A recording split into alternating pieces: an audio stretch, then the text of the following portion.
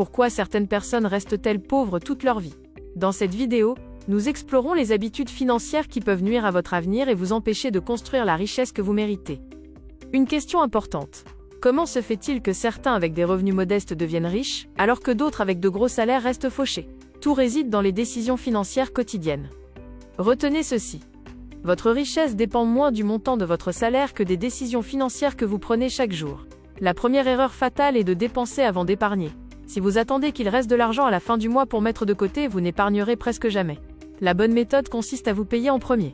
Dès que vous recevez votre salaire, mettez une partie de côté pour votre épargne avant même de commencer à payer vos factures. Prenons un exemple concret. Sur un salaire mensuel de 500 €, un taux d'épargne de seulement 10% vous permet de mettre de côté 50 € chaque mois, systématiquement. La deuxième erreur est de vivre au-dessus de ses moyens. Vouloir à tout prix s'impressionner les autres par ses achats est un piège qui fragilise votre santé financière. Parmi les dépenses courantes qui plombent un budget, on retrouve souvent un téléphone trop coûteux, une voiture hors de prix, des crédits inutiles ou des abonnements dont on ne se sert jamais. C'est ce qu'on appelle l'inflation du style de vie. La tendance malheureuse à augmenter ses dépenses à mesure que son salaire augmente. Cela vous empêche d'accumuler du capital. La troisième erreur est de ne jamais investir. Laisser dormir son argent sur un compte bancaire est une erreur, car il perd progressivement de sa valeur avec l'inflation. Il faut distinguer l'épargne de l'investissement. L'épargne sert de protection et de filet de sécurité, tandis que l'investissement permet à votre argent de travailler et de fructifier sur le long terme. Pourquoi investir? Grâce au principe de l'intérêt composé. En réinvestissant vos gains, votre argent produit lui-même de nouveaux revenus, accélérant ainsi la croissance de votre patrimoine. La quatrième erreur est l'achat de passifs. Un passif est un bien ou un service qui retire de l'argent de votre poche au lieu de vous en rapporter. Parmi les passifs qui font fuir votre argent, on compte les gadgets technologiques sans utilité réelle, les crédits à la consommation et les achats impulsifs que l'on regrette souvent rapidement. A l'inverse, concentrez-vous sur les actifs, ce qui fait grandir votre argent. Actions, fonds indiciels, immobilier ou investissements dans des entreprises.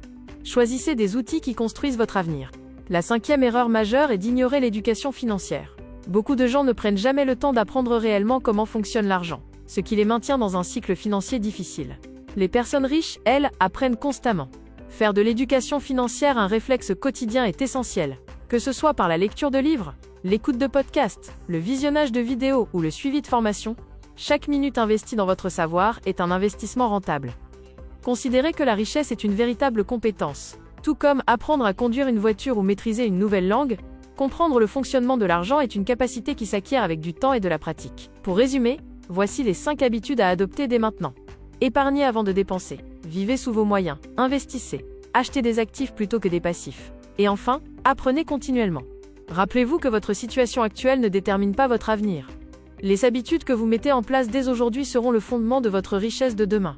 N'hésitez pas à vous abonner à Argentia pour continuer votre parcours vers l'indépendance financière.